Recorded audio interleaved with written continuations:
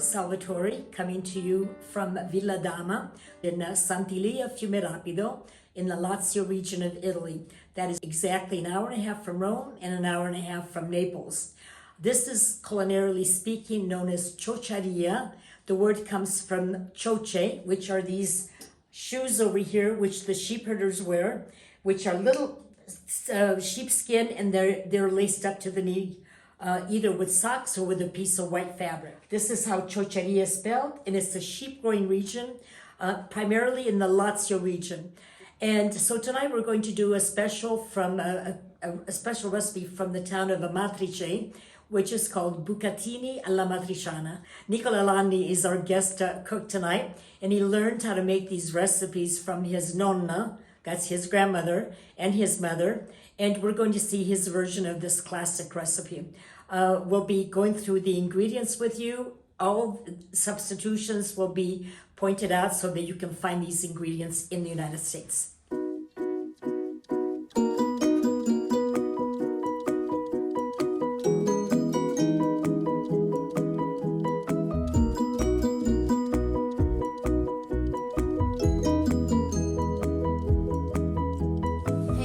This is Nicola Lanni. This is our guest cook this evening. As I said before, he is not a professional chef, but he's a very passionate cook.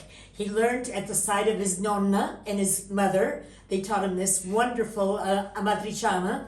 And he also brought his own tomato sauce. This is homemade tomato sauce, which we're going to add to ours because you may not be able to find Nicola's tomato sauce. So you have to get what's called a passata, a tomato sauce. Okay, so here are all the ingredients that we need this evening. We need extra virgin olive oil. This is Villa Dama extra virgin olive oil, which is unfiltered and organic. We're going to cook with this, but with unfiltered olive oil, extra virgin.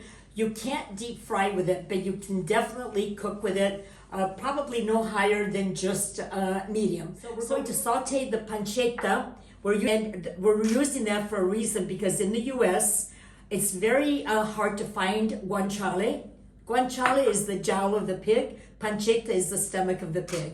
So we're going to use the pancetta, which is easier to find and half the price of guanciale. He's added a little bit of black pepper because generally he says it comes seasoned. I've never seen it seasoned, but he said yes, it comes seasoned. Also, you will note onion here. Okay, Nicola made it very, very clear that the classic original recipe does not use onion. But I've asked him, I personally have asked him to put onion. Yes. Okay, and then we're going to use some pecorino white wine. Now, you know we're using pecorino cheese, right? Pecorino is sheep's milk. But there's also a pecorino wine, which is a wonderful wine. If you've never had it, I definitely suggest that you try it. So that's it. We're going to get started. It's a fast recipe. Nicola is heating up the oil now. He's going to add the onion, and he's going to add the pancetta.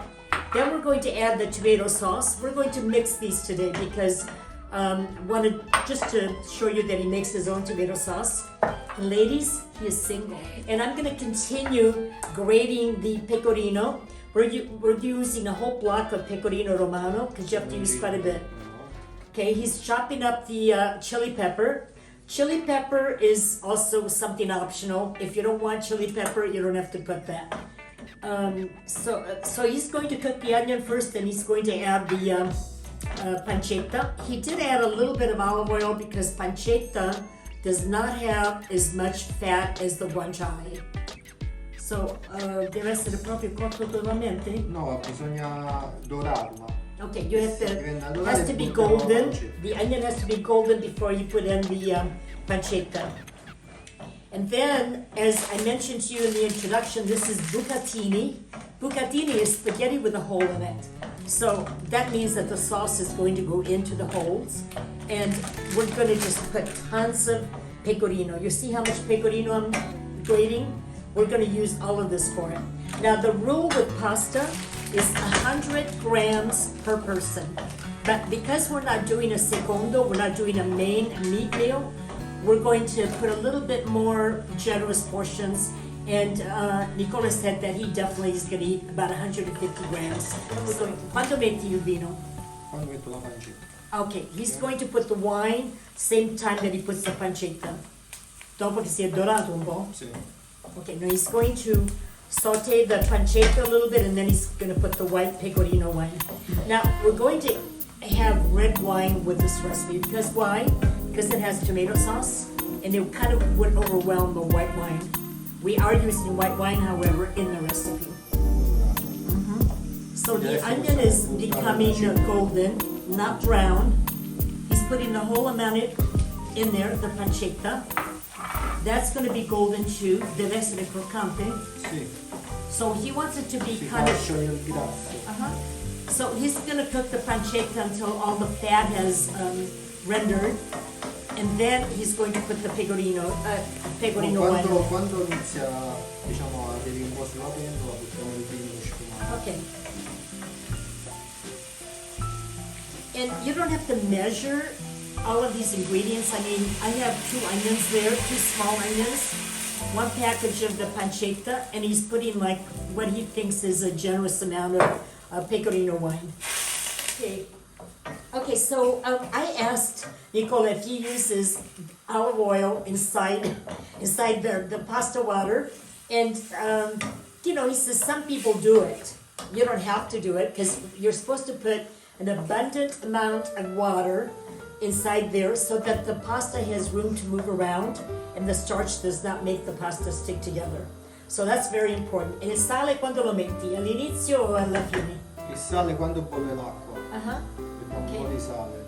And also the salt. I asked him, when do you put the salt? Before it boils or after it comes to a boil? And the salt... Al condimento non ci va il sale perché di solito la pancetta è già salata. Yeah. Okay, so he's saying that he doesn't add any salt in the sauce itself because the pancetta is usually salty. And so is the pecorino cheese is salty. So this is pecorino romano, which is much saltier than the pecorino sardo e pecorino fiorentino. The pecorino romano è più salato, is saltier. Sì. So as far as the salt, you put it after it's at a rolling boil. Why is that? You do that because so it doesn't go to the bottom of the pot, and it's, you know, it creates like little pock marks at the bottom of the pot. So when you put the salt in there, make sure you stir it up so that it, you know, dissolves very quickly and it doesn't ruin the bottom of your pot. This is a very fast recipe. We're about ready to put, he's already put the wine in there, and we're gonna start putting the tomato sauce. So passata means tomato sauce. Quando vogliamo mettere solo quella? Sì, perché no? Basta solo questo. Okay, so we decided that we're going to use his homemade tomato sauce, and this was just for show and tell, so you could see that if you don't have homemade tomato sauce, that you can buy these little containers. Possiamo andare a mettere la salsa. Okay. Che tipo di pomodori sono questi? San Marzano? Sono pachini. Pachini. Okay, these are cherry tomatoes. Salsa di pachino. Okay, they're called pachino, or a type of cherry tomatoes. And you see they're even in there, the little cherry tomatoes are in here. Questo va a curare. Poi c'è l'usanza per un po' di assaggiare col pane qua. Ah, con il pane. He's Per saying assaggiare il that sapore del sugo. all cooks Qua si usa molto. they have to taste what they're cooking, right? So he says, but the tradition here is you take a little bit of bread and dunk it into the sauce. So he was saying that in his house, his mom and grandmother would dunk the bread to see if the sauce is seasoned accurately. And Nicola's going to show you how to open this. He's going to whack it on the counter, and he's going to open up the package, and not one little Bucatini is going to break. And when the pasta is done, when the pasta is cooked al dente, which means, you know, firm to the bite, instead of us putting the sauce over the pasta is in here. Wow! Non la buttiamo tutta però, No? Non troppo. Assaggio anche, pure è quasi pronto. La possiamo pure mettere così nella padella, See, se vuoi. you can see, yeah, we can finish cooking it in here. See. So he's going to take it and put it in here now. So he finishes cooking in the sauce.